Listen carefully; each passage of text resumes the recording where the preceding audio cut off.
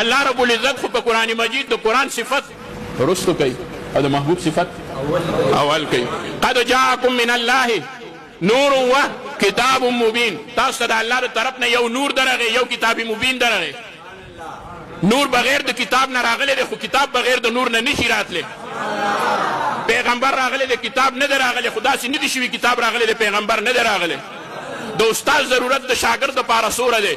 دومره دی چې شاګرد وایي که زما استاد نه وی زه به هېڅ نه وی. نو ته ووایه چې معلم انسانیت، محسن انسانیت، فخر د ټولې دنیا او د کائناتو محمد رسول الله صلی الله علیه وسلم په باره کې به بنده څنګه خیال لري؟ یو شاګرد چې د خپل استاد، یو مرید چې د خپل پیر، یو کشر چې د خپل مشر، یو بچی چې د خپل پلار په باره کې دا خیال ساتي چې د ده په وجه الله تعالی ماله دا وجود راکړی دی، دا عزت یې راکړی دی، دا ژوند یې راکړی دی. د هغې نه په زرچنده نه، په لکچنده نه د هغې زه مقدار نشم پیش کولی چې د مدینې د جانان په دې امت باندې څومره حق دی.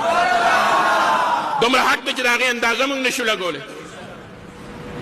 منګه که په ژوند کې دا راته پته ونه لګي چې زما سلسله د نسب څه ده، زما د نیکه څه نوم و، ما نه په قبر کې دا تپوس نه کېږي، خو ما نه به د دواړو جهانو د سردار باره کې تپوس کېږي. زما څه خاندان دی، زه څوک یم، زه د چرته نه رالم چرته لړم، زه ټوله ورځ دا رشتې او سلسلې شمېرم. زما د پلار او د نیکه چې څوک صفت کوي زه واه واه سبحان الله وایم. ما باندې د دې نه سیوا لازم ده، نه دې زما د پلار نه دې